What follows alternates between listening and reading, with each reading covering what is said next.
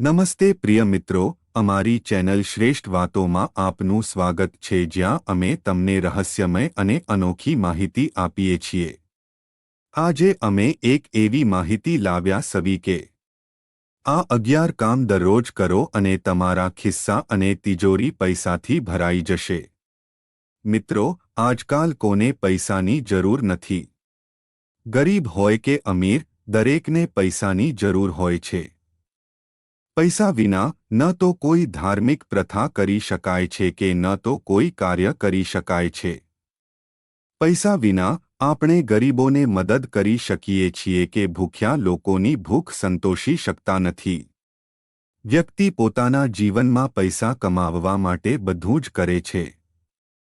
ઘણા લોકો સખત મહેનત કરીને પૈસા કમાય છે, પરંતુ તે ટકતું નથી. જો કે આ સમસ્યાનો ઉકેલ પ્રાચીન સમયમાં શોધાયો હતો અને આપણા પ્રાચીન ધાર્મિક ગ્રંથોમાં વિગતવાર વર્ણવેલ છે. આ નાના અને સરળ ઉપાયોનો ઉપયોગ કરીને કોઈપણ વ્યક્તિ પોતાનું નસીબ ઉજ્જવળ કરી શકે છે અને ખરાબ સમયને દૂર કરી શકે છે. તો ચાલો જાણીએ કે તે પ્રાચીન અને સરળ ઉપાયો શું છે. પરંતુ તે પહેલા મારી તમને એક નાની વિનંતી છે કે વિડિયોને અંત સુધી જુઓ, તેને બિલકુલ ચૂકશો નહીં, કારણ કે આ માહિતી ખૂબ જ કિંમતી છે અને વિડિયોને અન્ય લોકો સાથે શેર કરો જેથી અન્ય લોકો પણ લાભ મેળવી શકે. અને હા ભક્તો, વિડિયોને એક સુંદર લાઇક આપો અને તમારી પોતાની YouTube ચેનલ શ્રેષ્ઠ વાતોને સબસ્ક્રાઇબ કરવાનું ભૂલશો નહીં, જેથી તમને શક્ય તેટલી વહેલી તકે આવી જ માહિતી મળે. અને હા પ્રિય મિત્રો, કોમેન્ટ બોક્સમાં જય લક્ષ્મી માતા લખવાનું ભૂલશો નહીં. મિત્રો, વાત એ છે કે સલાહ આપવાનું આપણું કામ છે, આપણે ફક્ત સલાહ આપી શકીએ છીએ. હવે તમે માનો કે ના માનો એ તમારી પસંદગી છે, પણ મિત્રો હું એક વાત ચોક્કસ કહીશ કે જો તમે માનો છો તો તમારી ન્યા પાર થઈ જશે. આ વિડિયો અંત સુધી જોયા પછી તમારે કોઈપણ પ્રકારની સમસ્યાનો સામનો કરવો પડશે નહીં, બાકી તમારી પસંદગી છે. તમે પોતે ખૂબ સમજદાર છો. તો પ્રિય મિત્રો, ચાલો આપણે વધુ વિલંબ કર્યા વિના વિડિયો શરૂ કરીએ. નંબર 1, સવારે વહેલા ઉઠ્યા પછી પહેલા તમારા હાથની હથેળીઓ પર થોડીવાર જુઓ અને પછી તેને તમારા ચહેરા પર 3 થી 4 વખત ઘસો. ધાર્મિક ગ્રંથો અનુસાર હથેળીના ઉપરના ભાગમાં દેવી લક્ષ્મીની છબી, મધ્યમાં દેવી સરસ્વતી અને નીચેના ભાગમાં દેવી દુર્ગાની છબી હોય છે. ભગવાન વિષ્ણુ કુંડળીમાં વિશેષ સ્થાન ધરાવે છે. તેથી જો તમે દરરોજ સવારે તમારી હથેળી જુઓ અને તેને તમારા ચહેરા પર લગાવો તો તમારા સ્વાસ્થ્યમાં સુધારો થશે. નંબર 2, જો તમે દુર્ભાગ્યથી છુટકારો મેળવવા માંગતા હો તો તમારે દરરોજ તમારા ટેરેસ પર માટીના વાસણમાં પક્ષીઓ માટે ખોરાક અને પાણી રાખવું જોઈએ. આમ કરવાથી તમારી સમસ્યાઓ ધીમે ધીમે સમાપ્ત થશે અને તમારું દુર્ભાગ્ય સૌભાગ્યમાં ફેરવાઈ જશે. તમારે તમારા ઘરની બહાર માટીના વાસણમાં પ્રાણીઓ માટે પાણી પણ રાખવું જોઈએ. આમ કરવાથી તમને પુણ્ય મળશે, જે તમારા જીવનને વધુ સારું અને સુખી બનાવશે. નંબર 3, જ્યારે પણ તમે કામ માટે બહાર જાઓ છો અથવા ઘરે પાછા ફરો છો, ત્યારે તમારે ખાતરી કરવી જોઈએ કે તમે ક્યારેય ખાલી હાથે ઘરમાં પ્રવેશ ન કરો. તમારે તમારા પરિવારના સભ્યો માટે કંઈક લાવવું જોઈએ, ભલે તે નાનું પાન હોય. જો તમે આ કરો છો તો પૈસા ક્યારેય ખાલી હાથે તમારા ઘરમાં રહેશે નહીં.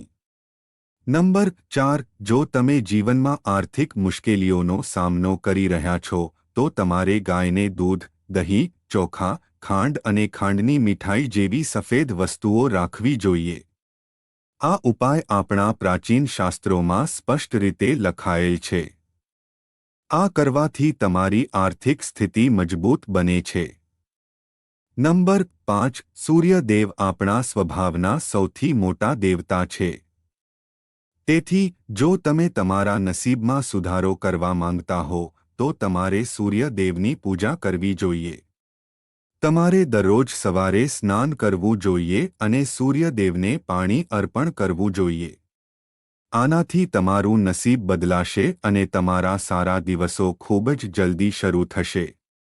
નંબર 6 દરરોજ સવારે રસોઈ બનાવતી વખતે તમારે હંમેશા ગાય માટે બનાવેલી પહેલી રોટલી રાખવી જોઈએ અને સાંજે રસોઈ બનાવતી વખતે છેલ્લી રોટલી કૂતરા માટે રાખવી જોઈએ. તમારે એવો નિયમ બનાવવો જોઈએ કે પહેલી રોટલી અને છેલ્લી રોટલી ફક્ત ગાય અને કૂતરા માટે જ હોવી જોઈએ. આમ કરવાથી તમારા દુશ્મનનો પરાજય થશે. ગાય માતાને પૃથ્વી પર ભગવાનનો આશીર્વાદ માનવામાં આવે છે.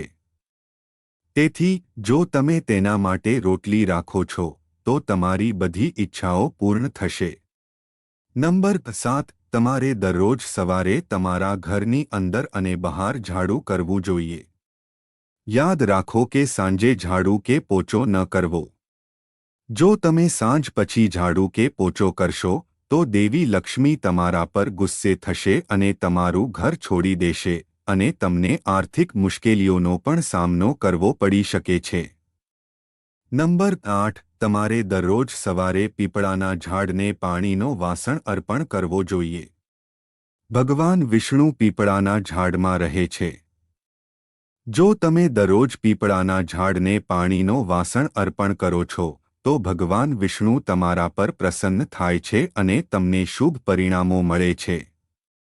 નંબર 9 તમારે અઠવાડિયામાં એક વાર તમારા ઘરમાં ગંગાજળ હાંટવું જોઈએ અને તમારા ઘરના મંદિરમાં ક્યારેય સૂકા ફૂલો છોડવા જોઈએ નહીં.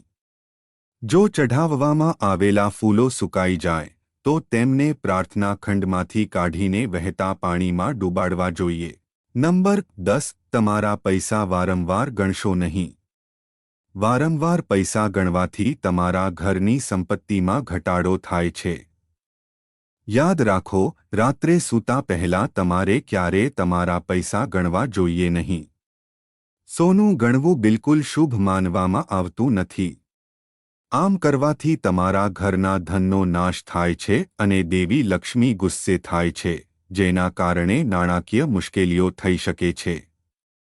નંબર 11 જ્યારે પણ તમે કોઈ મહત્વપૂર્ણ કામ માટે ઘરની બહાર નીકળો છો ત્યારે તમારે તમારા માતાપિતા અને વડીલોના પગ સ્પર્શ કરવા જોઈએ. શાસ્ત્રો અનુસાર માતાપિતાને ભગવાન કરતાં પણ ઉપર માનવામાં આવે છે, તેથી તેમના આશીર્વાદ સાથે ઘર છોડવું ખૂબ જ શુભ માનવામાં આવે છે. આનાથી તમને તમારા કાર્યમાં સફળતા મળશે. મિત્રો, તમારે કોઈ પણ તળાવ અથવા નદીમાં જવું જોઈએ અને માછલીઓને લોટના ગોળા ખવડાવવા જોઈએ. આમ કરવાથી દેવી લક્ષ્મી પ્રસન્ન થાય છે. આ એક ખૂબ જ અસરકારક ઉપાય છે. જે કોઈ પણ તેનો નિયમિત અભ્યાસ કરે છે તે થોડા દિવસોમાં જ તેનું ભાગ્ય બદલાતું જોશે અને જીવનમાં સફળતા પ્રાપ્ત કરશે. આ ઉપાય પ્રાચીન સમયથી પ્રચલિત છે. નંબર 12 જો તમે તમારા વ્યવસાયમાં નોંધપાત્ર નુકસાન સહન કરી રહ્યા છો અને સફળતા પ્રાપ્ત કરવા માંગો છો તો તમારે દરરોજ દાંત સાફ કર્યા પછી 2 તુલસીના પાન ખાવા જોઈએ. દર બુધવારે તમારે ભગવાન ગણેશની પ્રાર્થના કરવી જોઈએ. તમારે ભગવાન હનુમાનના દર્શન કરવા માટે ભગવાન હનુમાનના દર્શન કરવા જોઈએ. આમ કરવાથી તમારું ભાગ્ય વધશે. વધુમાં, તમારે શનિવારે જરૂરિયાતમંદ લોકોને સિક્કા દાન કરવા જોઈએ. નંબર 13 જો તમને કોઈ શુભ કાર્યમાં અવરોધોનો સામનો કરવો પડી રહ્યો હોય તો તમારે દર મંગળવાર અને શનિવારે ભગવાન હનુમાનને એક દાંડી અને લાડુ સાથે પાન ચઢાવવું જોઈએ. આનાથી તમારા બધા બાકી રહેલા કાર્યો પૂર્ણ થશે. આ ઉપાય સતત 7 શનિવાર અથવા 7 મંગળવાર સુધી કરવો જોઈએ. આ ઉપાય તમારી સૌથી મોટી સમસ્યાઓ પણ દૂર કરશે. જો કે, ધ્યાનમાં રાખો કે પાન એકદમ સ્વચ્છ હોવું જોઈએ અને ફાટેલું ન હોવું જોઈએ. નંબર 14 જો તમારા ઘરમાં એક પછી એક સમસ્યાઓનો સામનો કરવો પડી રહ્યો છે તો તમારે દરરોજ સાંજે રસોડામાં દીવો પ્રગટાવવો જોઈએ જ્યાં પાણીનો પુરવઠો હોય. આનાથી તમારા ઘરમાં નકારાત્મક ઉર્જા દૂર થશે અને રાહુ અને શનિ પણ શાંત થશે. નંબર 15 તમારા નસીબને જાગૃત કરવા માટે તમારે ગુરુ ગ્રહનો ઉપાય કરવો જોઈએ. આ માટે તમારે પીપળાના ઝાડના મૂળમાં પાણી રેડવું જોઈએ અને પીળી વસ્તુઓનું દાન કરવું જોઈએ. આમ કરવાથી તમારા ખરાબ દિવસો સમાપ્ત થશે. તે દૂર થશે અને તમારા સારા દિવસો શરૂ થશે.